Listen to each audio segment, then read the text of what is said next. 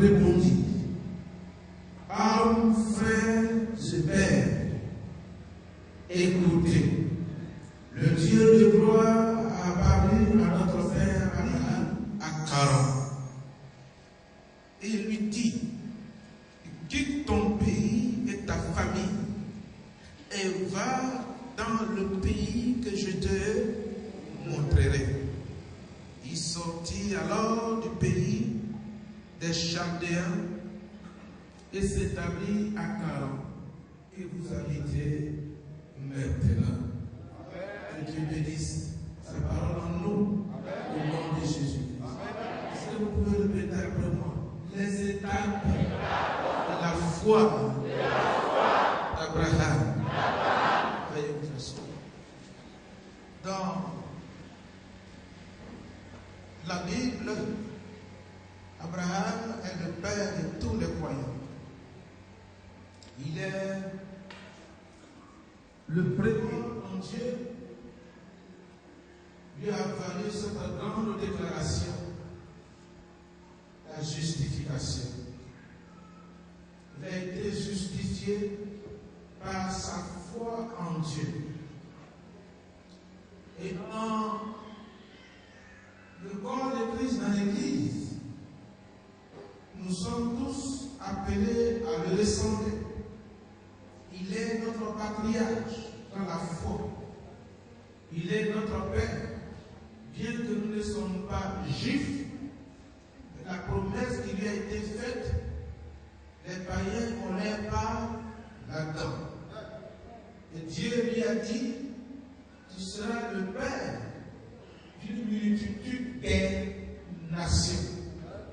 Or, Israël est une seule nation. De Sarah, Abraham a fait encore des enfants, il a eu encore des enfants. 400 ans après, elle est allée là-bas en fuyant Pharaon pour se cacher. Et il a pris pour femme une fille aussi descendante d'Abraham. Et donc, cette multitude de nations étaient aussi sorties dans les entrailles d'Abraham. Il y a aussi les enfants spirituels d'Abraham que nous sommes. Nous sommes Mons, Bundiali, Burkina, Sénégal. Il n'y avait pas de lien naturel entre nous. Abraham fait qu'aujourd'hui, nous sommes des descendants d'Abraham. Après la mort et la résurrection, il a compris toutes les paroles. Tout ce que la loi de Dieu exigeait envers les hommes, Dieu a tout accompli sous la croix du calvaire en versant son sang pour, n'est-ce pas, ôter le péché de l'humanité et renverser le mur de la séparation des Juifs, non-Juifs. Tous ceux qui croient en Jésus-Christ comme étant le Fils de Dieu, l'unique sauveur du monde, sont tous fils et filles de Dieu. Donc, les descendants d'Abraham. Mais nous allons voir que ça n'a pas été facile. Nous allons voir ce matin, je ne sais pas si je vais terminer ce message aujourd'hui, parce que je n'ai pas l'intention de vous tromper. Je n'ai pas aussi l'intention de m'amuser avec votre foi. Parce que ici, chacun est venu, non pour voir la couleur de mes amis, mais chacun ici est venu pour rencontrer Dieu. Pour écouter Dieu lui dire une parole. Et c'est ça mon souci ce matin. Vous voyez nombreux, je suis heureux. Ma prière est que chacun repart chez lui avec la parole vivante de Dieu. Gloire à Jésus-Christ. Gloire à Jésus-Christ. Donc, dans le texte que nous venons de lire, le texte nous montre qu'il y a eu d'abord la vocation d'Abraham de la terre promise. Mésopotamie passe par la corne de la Syrie pour arriver à Haran. Ce matin, cette nuit, je n'ai pas dormi après avoir préparé le message. Il y a quelque chose qui m'a frappé et que je vais voir tout à l'heure avec vous. J'étais obligé de réveiller l'administrateur à 23h, il était en train de dormir, tout fatigué. Je lui ai dit, voilà quelque chose, si vous voulez, ce que j'avais reçu. Mais je suis allé plus loin. À minuit, j'ai appelé Mathieu et Fofana parce que depuis hier, je m'étais retiré dans ma chambre d'hôtel pour prier. Je leur ai dit que j'ai besoin de papiers. Donc, ils sont venus me chercher des bouquins pour encore aller de l'avant de la conviction que Dieu m'a donnée. Je n'ai pas l'intention de vous donner des faux enseignements. Donc, je fais un tour d'horizon autour du dessin jusqu'au matin. Et à 1h, on m'appelle, on me dit que il y a une de tes filles qui est gravement malade. Je me suis mis à genoux, j'ai prié pendant 40 minutes. Le Seigneur me dit, je m'en charge. En même temps, j'ai fermé mon portable. Parce que je sais que Dieu fait son travail là-bas. Moi aussi, je fais pour moi. Pour moi, mon travail, c'est de vous préserver. Et ce matin, très tôt, j'ai appelé, on me dit qu'elle est guérie. Gloire à Jésus. Amen. Dieu ne me demandera pas compte comment est-ce que ta fille est née, est décédée, comment est-ce que ton fils Michael est décédé, ou ma tasse est décédée. Mais il me demandera, qu'as-tu fait? C'est son travail. Moi, je fais pour moi. Gloire à Jésus-Christ. Alors donc, vous voyez, il y a Étienne nous donne des révélations importantes. Il dit, Étienne ne répondit pas à mon frère et père. Vous voyez qu'il y a des frères et pères. Il faut souligner cela dans ta Bible. Cela est très important. Il y a des pères de la foi. Il y a des frères de la foi. Il y a des pères de la foi. Et Étienne dit, homme, frère et père d'Israël, écoutez, le Dieu de gloire a apparu à notre père Abraham lorsqu'il était en Mésopotamie, avant qu'il s'établisse à Haran. Ça veut dire que depuis la Mésopotamie, Dieu s'est déjà révélé à Abraham. Ce n'est pas dans la terre promise. Soulignez ça très bien parce que souvent c'est mal interprété. Ce n'est pas dans la terre promise à Canaan que Dieu s'est révélé à Abraham pour la première fois. C'est quand il était encore révélé à lui. Et ceci est très important. Mais là, Abraham n'est pas sorti seul. Il est sorti avec ses parents. Mais maintenant, chapitre 11 de Genèse, à partir du verset 26. Genèse 11, 26. Ce n'est pas dans ma note, mais pendant mes recherches, je l'ai inclus pour vous faire comprendre quelque chose. Alléluia. Voyez-vous, vous avez trouvé Genèse 11. Nous commençons la lecture sur le verset 26. Térak, âgé de 70 ans, engendra Abraham, Nacor et Haran. Voici la postérité de Térak. Térak engendra Abraham, Nacor et Haran. Haran engendra Lot. Maintenant, vers la fin ici, vers la fin, nous lisons dans le chapitre 11, le verset 31, Térak prit Abraham son fils et Lot, fils d'Aaron, fils de son fils, et Sarai, sa belle-fille, femme d'Abraham, son fils. Il sortit d'où jardin pour aller au grand éternel. Amen.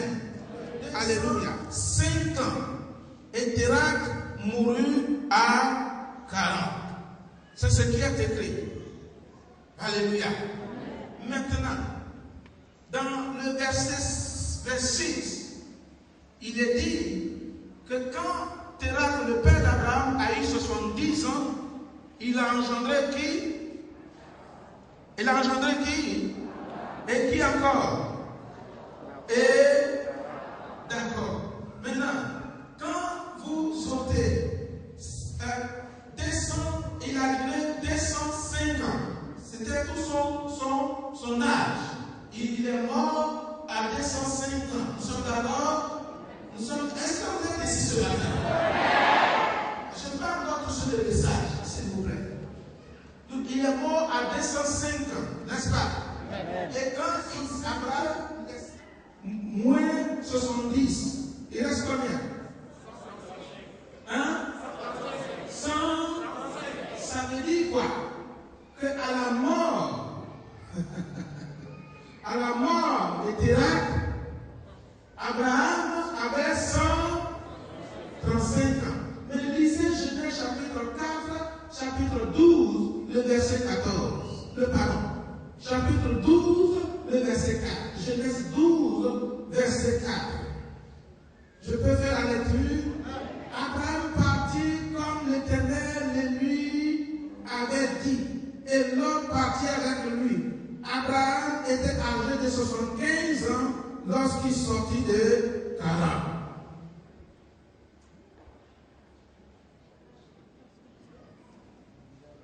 Amen. Son père avait 70 ans quand Abraham naissait. N'est-ce pas? Il est mort à 205 ans. Ça veut dire qu'à la mort, il avait 135 ans. Et ensuite, dans Genèse chapitre 12, verset 15 ans. Il vous est arrivé une fois de méditer là-dessus? Ok. Alléluia. Mon devoir, c'est de vous éclairer. Là, le Pentateuque samaritain, c'est-à-dire les 5 livres de Moïse, que les Samaritains qui n'étaient pas considérés comme Dieu ont écrit leur Bible selon les actes de Moïse. Ils lisaient aussi. Eux, ils ont donné 145 ans à Térak, le père d'Abraham. C'est pas encore fini. Ça veut dire quoi? Ça veut dire que lorsque vous lisez ce qui est écrit dans notre lecture aujourd'hui, vous voyez que Abraham, son nom figure le premier. N'est-ce pas? Mais tous les commentaires disent qu'il ne fut pas le premier-né de Térak. Son nom vient en première position à cause de son importance. Et quand on fait les statistiques, en réalité, Abraham est né quand son père avait 130 ans.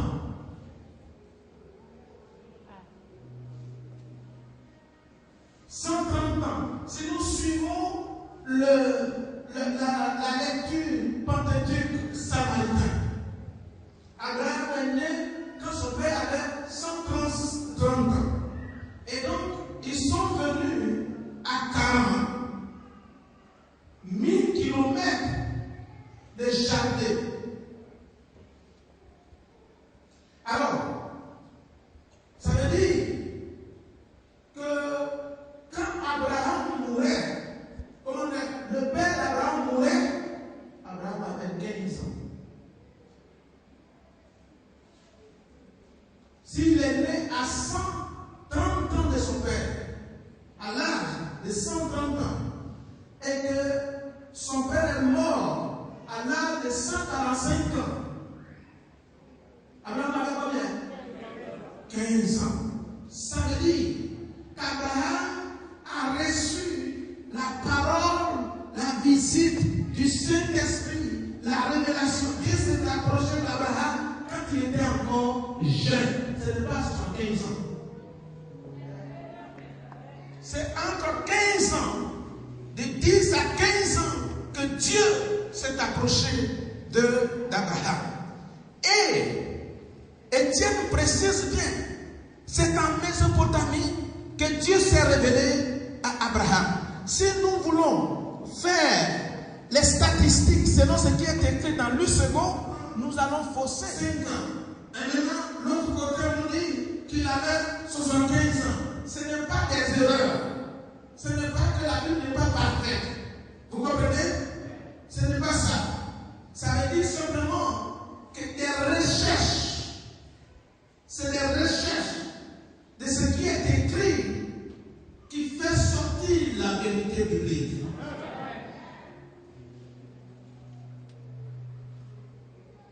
Donc à 15 ans, Dieu se révèle à un jeune homme qui à 15 ans et dit à son père, Dieu me dit de vous quitter. Alors Pérac prend ses enfants et lui-même et ils l'ont accompagné, ils sont partis. Mais ils ne sont pas arrivés à la terre promise, ils se sont installés à Canaan. Mais qu'est-ce qu'ils faisaient là-bas? Qu'est-ce qui se passe? Qu'est-ce qui s'est passé à Canaan, bien-aimé? Josué chapitre 24.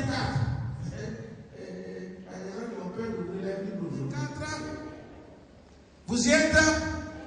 Le verset 1 à 2.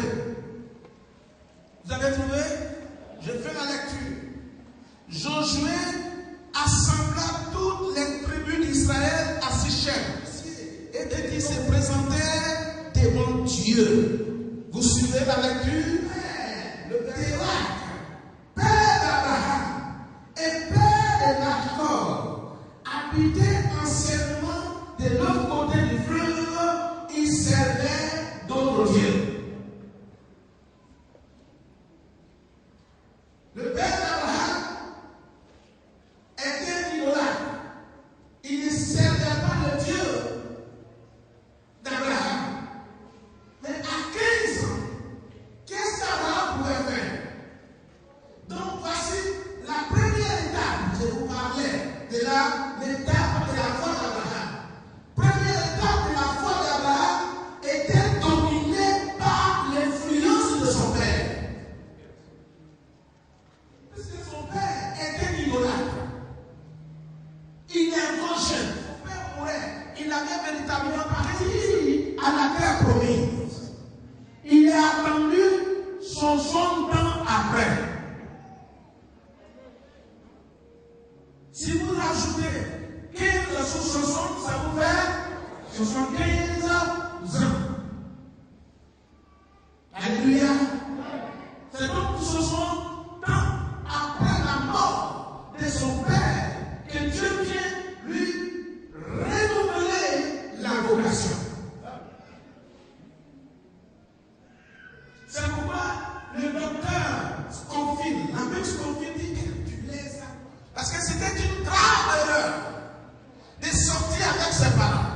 Or, le monsieur ne veut pas laisser son fils jeune faire tous ces kilomètres au milieu des brigands, au milieu des animaux féroces. Il ne veut pas laisser son fils être dévoré par des animaux, par des assassins. Il a la foi d'Abraham était là. Dieu avait semé une parole. Je prêche maintenant. Dieu avait semé une parole dans la vie de son serviteur. Qui, dans le chapitre 12, verset 1, Dieu dit, l'Éternel dit à Abraham, va-t'en de ton pays, de ta patrie et de ta maison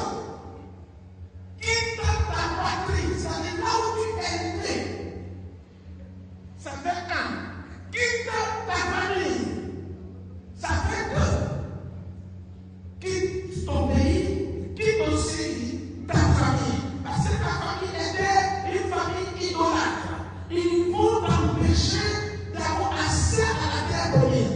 Or, comme ils sont sortis ensemble, avec leur fétiche, Dieu, providentiellement, il les a promis d'avoir accès à la terre promise. Être sur cette terre promise et invoquer d'autres dieux en dehors de lui. Vous voyez? Donc ici, c'est un processus, la foi. Ce n'est pas de façon automatique. Non, la foi. Il est dit, je vous dis la vérité. Si vous avez une petite foi, la foi comme le grain d'un sénévé, vous pouvez déplacer cette montagne. Parce que la foi avec Dieu, la foi grandit au fur et à mesure que nous remportons les victoires en Jésus-Christ. Plus vous avancez, plus votre foi est atteinte. Dieu est resté fidèle avec son jeune serviteur qui avait alors 15 ans, dominé par ses parents. Et certainement, je ne confirme pas, mais voyez-vous, il est au milieu de entre nos frères et sœurs. Et le monsieur, il était là. Comment est-ce que Dieu a pu garder l'alliance? Comment est-ce que Dieu a resté fidèle à sa parole? Au milieu des idoles, au milieu des dieux étrangers, ses yeux étaient sous Abraham, ses regards étaient sous Abraham, il veillait sous Abraham, parce qu'il savait que sa foi ne peut pas, cette foi, influencer, dominer par les parents, ne peut pas conquérir la terre promise. Dieu va attendre jusqu'à ce que la foi et la maturité de son serviteur soient à un niveau pour pouvoir lui dire, va maintenant. Combien Dieu est bon. Gloire à Jésus-Christ. Vous avez commencé à comprendre? Dieu soit loué. Dieu soit loué. Dieu soit loué. Josué chapitre 24, toujours le même texte, le verset 3. 24, verset 3. Vous avez trouvé? Tout le pays également. J'ai multiplié sa postérité et lui donné Isaac. C'est-à-dire quoi? Frère, au milieu de tout cela, au milieu des liens ancestraux, au milieu des liens, au milieu où on peut dire le trône du diable, Dieu dit, je prie Abraham. C'est-à-dire que mon Dieu que je marche, quel que soit là où tu te trouves, quelle que soit la chaîne des sorciers et des sorcières, quelle que soit la profondeur du trou dans lequel tu te trouves, Dieu, sa main n'est pas courte. Elle arrivera jusqu'à toi. Si Dieu décide, si son choix tombe sur toi, si c'est toi qui l'as choisi, il dit, je l'ai pris, il n'a pas tenu. Quand il fait avec lui, il parle comme le Dieu créateur. Il dit, je prie Abraham.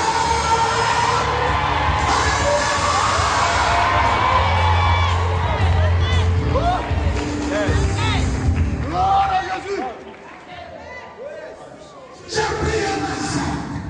Je l'ai multiplié. Il a bu au milieu des fétiches. Au milieu des idoles. Ton argent peut te délivrer. Dieu dit, je prie. C'est censé qu'on ne peut pas me poser la question. Quel vas-tu faire avec ta vie? Ne peux pas demander à Dieu. Quel vas-tu faire avec mon fils? Dieu dit, mon choix est sur toi. Cela veut dire quoi? Cela veut dire quoi? Il y a là la profondeur de l'élection. Alléluia! Au milieu des païens. Sache que ce matin, si tu es ici, tu as été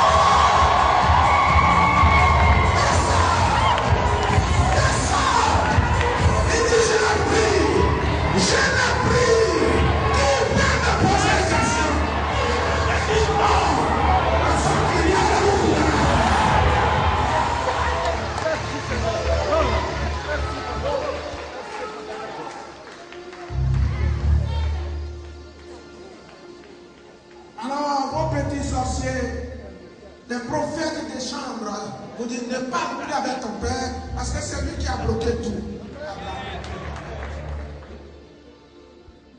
Le problème aujourd'hui, les chrétiens de ces temps-ci, qui n'ont pas été formés et dirigés l'Église, c'est eux qui créent la confusion dans la maison de Dieu. C'est des illettrés intellectuels, des spirituels, des attardés spirituels. Ici, tes saluts ne répondent pas. Si tu le vois, pour pouvoir marcher sur toute la puissance de l'ennemi.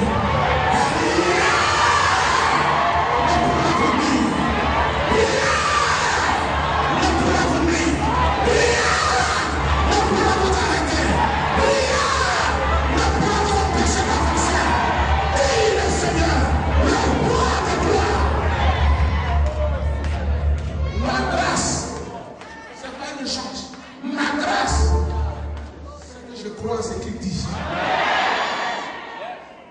Alléluia. Alléluia.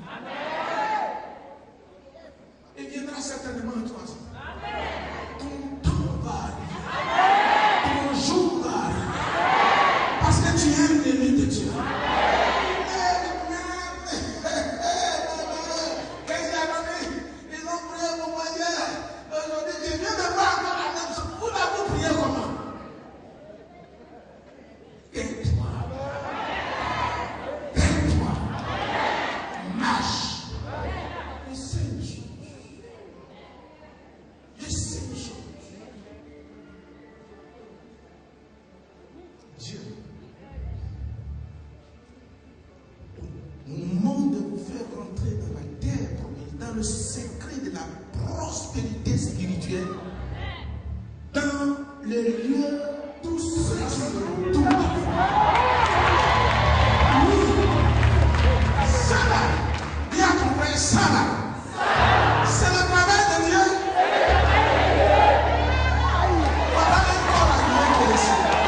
Est-ce que ça là, c'est affaire de ta lâche? La chose que tu ne vois pas. Est-ce que tu as déjà vu l'esprit de ton père qui est décédé? Est-ce que tu connais sa position? Sa position est bonne.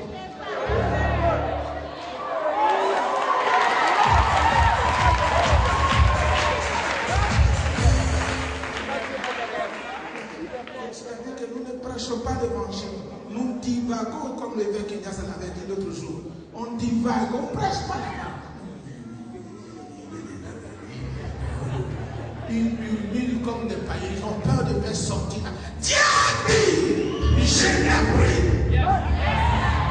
Je déclare à Satan ce matin que Dieu t'a pris. Je déclare à l'esprit de mort qui t'entoure que Dieu t'a pris. Je déclare aux sorciers que Dieu t'a pris. Dieu t'a pris.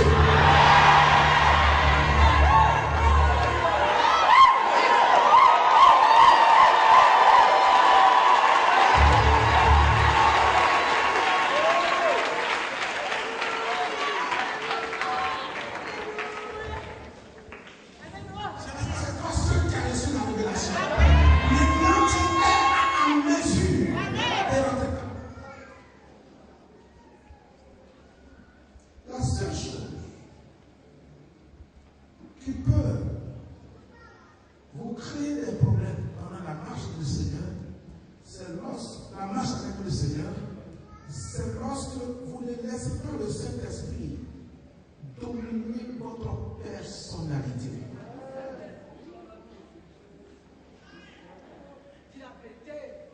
Parce que voyez-vous, la personnalité que Dieu veut utiliser, c'est lui qui la façonne en vous. Et souvent, il va au-delà de tout ce que vous avez arrêté. Est-ce que vous savez que souvent, nous-mêmes, nous discutons avec Dieu? Hein? Hein? Oui, nous discutons avec lui. Merci.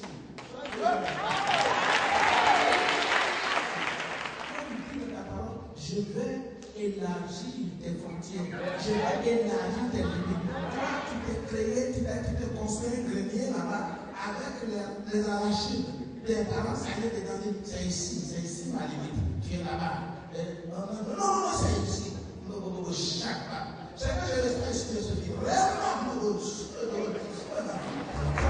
suffit.